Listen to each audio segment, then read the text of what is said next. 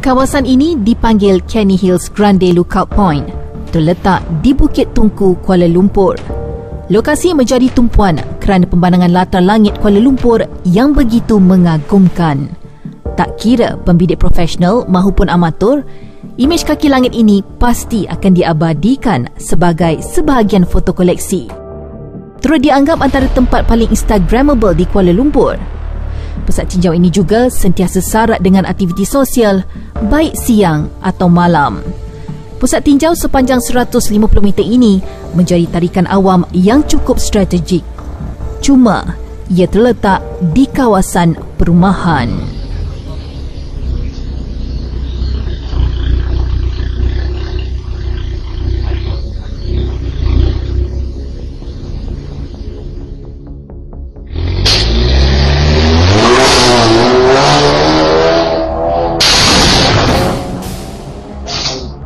Ya, daripada situ dia akan naik terus ke sana sebab ni laluan utama dia. Exhaust ni bukan yang biasa tetapi yang bangsa jenis yang meletup lah. Meletup-letup, jadi bilik saya betul-betul depan, pintu pagar. Jadi ialah dia akan mengganggu tidur kita dan dia akan datang mungkin balik tu mungkin 3 pagi.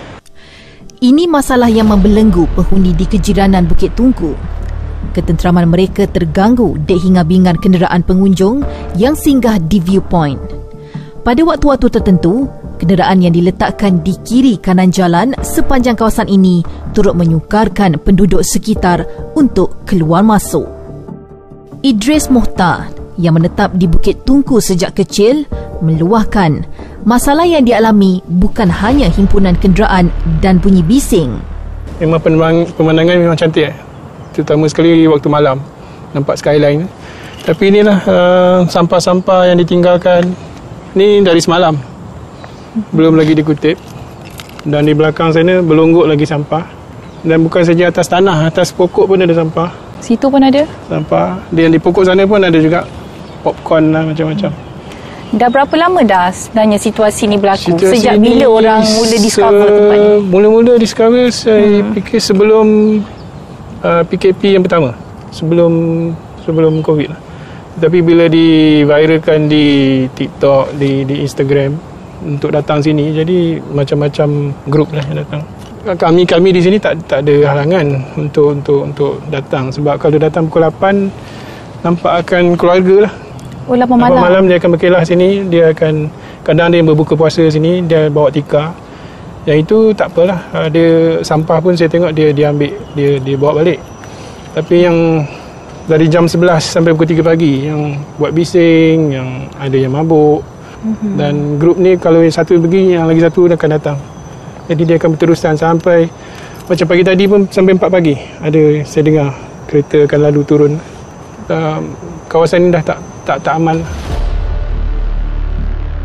Jadi mungkin ada perbincangan lah dengan pihak DBK untuk mungkin dibuat kawasan bersyarat. Jadi mungkin tak boleh berkumpul tengah malam apa, begitulah. Tapi masih dalam perbincangan. Bukit Tungku dahulunya dikenali sebagai Canny Hills atau Bukit Canny. Nama Canny merujuk kepada William Canny, jurutera Britain yang bertugas sebagai pengarah kerja raya negeri-negeri Melayu Bersekutu ketika British mentadbir Tanah Melayu. Bukit Canny selepas merdeka menjadi lokasi kediaman rasmi pejabat awam termasuk Perdana Menteri pertama. Justru, Bukit Canny bertukar nama menjadi Bukit Tungku bersempena nama Tunku Abdul Rahman, Perdana Menteri pertama. Jam telah pun menunjukkan waktu 11 malam dan kami sekarang ni bersama pihak polis untuk bersama-sama meninjau keadaan di sekitar Bukit Tungku yang dikatakan menjadi tempat tumpuan orang awam. Tinjauan dilakukan bersama anggota polis dari Ibu Pejabat Polis Daerah Sentul yang diketuai Ketua Polis Balai, Inspektor Muhammad Hairi Osman. Bang, yang parking tengah-tengah tu apa? Kawan bagi tahu. Cakap tempat ni cantik lah. Selalu kalau korang datang ni dalam pukul berapa? Time macam ni lah. Time macam ni. Pukul 9 lebih. Sampai isyak. Kadang pukul 10 paling lambat datang pun pukul 12. Ramai orang? Kalau biasa lepas pukul 12 tu lagi ramai lah. Lagi ramai? Lagi ramai. Selalu diorang buat apa je? Datang tu biasanya naik kereta, lepak-lepak dengan member, makan kat atas tu, kat tikar apa semua. Menjengah tengah malam, kawasan ini masih meriah dengan pengunjung. Selalu datang sini buat apa? Enjoy view je lah. Kalau tak nak juga kawasan rumah saya macam ni juga kan. Sebab kat Melawati pun ada tempat view cantik. Tapi disebabkan orang buang sampah kiri kanan, dah tak berdiri duduk situ lah. Sama tempat ni akan jadi macam tu. Saya faham. Saya pun jarang lepak sini lah. Sekali-sekala datang. Rata-rata pengunjung datang ke sini untuk menikmati keindahan dan ketenangan suasana. Namun, sebaliknya berlaku. Korang apa situasi kat sini yang korang selalu tengok kalau bila lepak kat sini? Dia kalau yang panaskan enjin kereta tu, panas juga dengar. Sebab enjin kereta bukan kereta standard. Panas enjin lama-lama. Geram juga dengar kan. Tu je lah. Macam tadi kereta tadi bising lah. Kita nak lepak pun, nak lepak santai pun tak boleh. Kehadiran orang awam di sini turut diambil kesempatan sesetengah individu untuk menjalankan aktiviti perniagaan. Sebab selalu yang ramai orang cycling dengan jogging. Sebab saya pun cycling sini kalau pagi-pagi. So saya macam, kalau malam pun ada sebab saya fikir macam kalau saya cycling tak ada orang jual air. So sebab tu saya try, tengok macam mana. Tapi bukan lama pun, baru lagi. Motor pun sampai 2 orang. Tu kata tak habis. Bila kita dah minta yang grup tadi beredar, lepas tu ada lagi yang baru sampai, suruh yang belakang beredar, yang depan sampai. So memang sepanjang jalan ni lebih kurang 100 meter kot.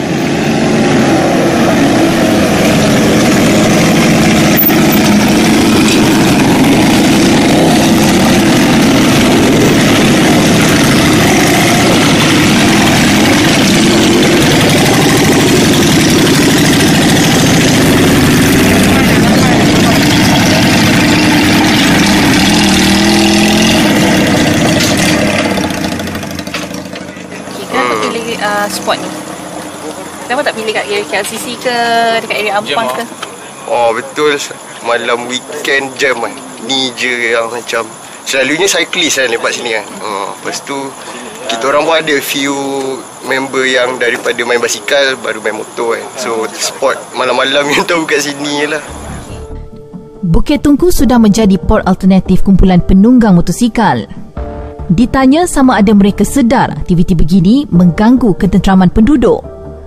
Bunyi kuat, tapi kita orang rasa tak ada lah sampai mengacau penduduk rumah. Sebab ni pun literally the first time kita orang yang naik atas ni ramai-ramai. Sebelum ni tak pernah pergi kawasan rumah pun. Agak-agak mengganggu orang tidur tak? Malam macam ni dah of course lah, agak mengganggu lah sebenarnya. Mengganggu apa? Mengganggu kawasan kejiranan lah. Sebelum saya sampai sekarang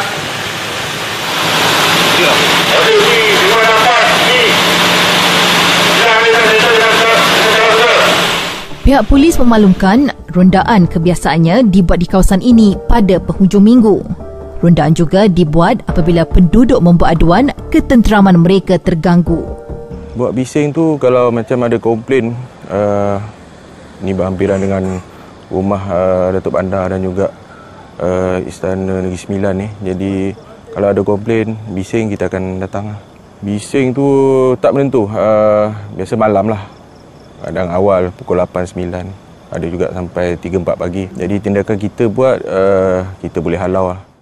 Biarpun terletak di zon perumahan, viewpoint ini adalah kawasan awam. Ini menjadikan tugas pihak berkuasa seperti polis agak mencabar. Ikut pada papan tanda di BKL tu pun tak ada kata ini kawasan larangan. Cuma arahan tu dah clear, tak boleh buang sampah, membuat bising. Itu je. So maknanya boleh lah untuk orang berbasikal, bersukan ataupun ambil gambar di view sini. Pun begitu, pihak polis tetap membuat tinjauan dan pemantauan dalam memastikan laluan keluar masuk penduduk tidak terhalang dengan aktiviti orang awam. Kalau parking kereta, motor banyak, akan mengganggu lah. Dia nak balik ke sini. Komplain di bawah pun pernah dapat. Jadi kita dah buat tindakan saman dan juga pemeriksaan pada tak silap hujung tahun lepas kita dah keluarkan saman tu. Dan ada efek juga berkurangan. Tapi bila kita dah tak buat tindakan tu, dia datang balik lah. Ramai balik. Tidak jauh dari sini, terdapat satu lagi pusat tinjau dikenali sebagai Cangkat Tunku Lookout Point. Lokasi berkenaan terletak di hadapan kediaman Datuk Bandar Kuala Lumpur. Biarpun sedikit sempit, ia kelihatan lebih kemas.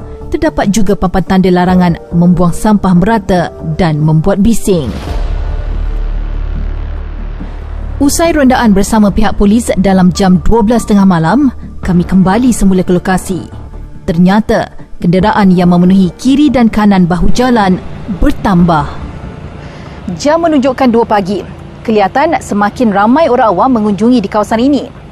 Melepak tidak salah, tetapi buang sampah merata-rata, membuat bising. Ada juga yang bermain mercun, parkir di bahu jalan sehingga menyempitkan ruang di kawasan perumahan, ternyata mengganggu ketenteraman awam.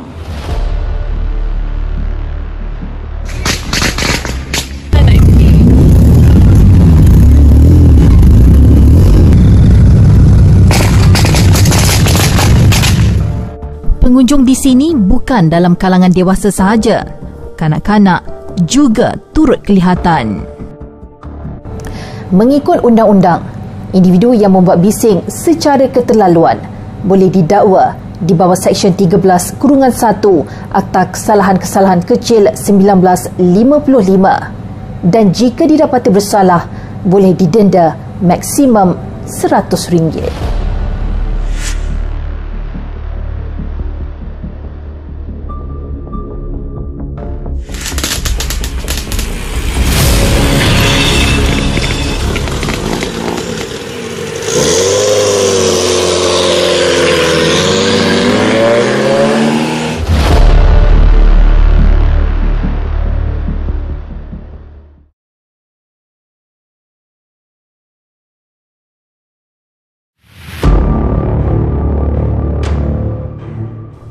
Bukit Tunku Viewpoint, pusat tinjau yang menyajikan latar langit Kuala Lumpur semakin mendapat sambutan.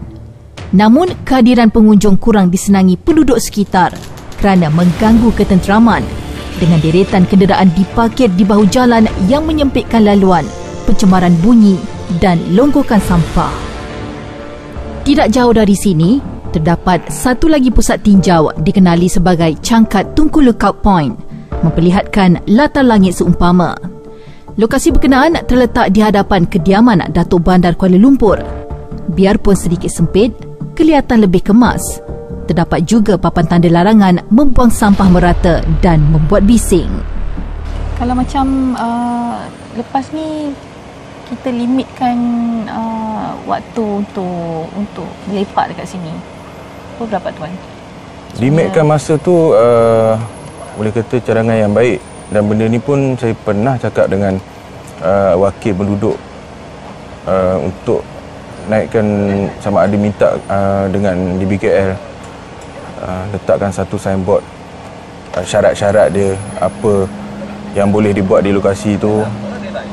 Contoh macam kat atas ni memang ada signboard dilarang bising dan juga dilarang buang sampah, tapi di satu lagi tempat dekat bawah tu, di lorong Bukit Tunku tu, memang tak ada apa-apa papan tanda.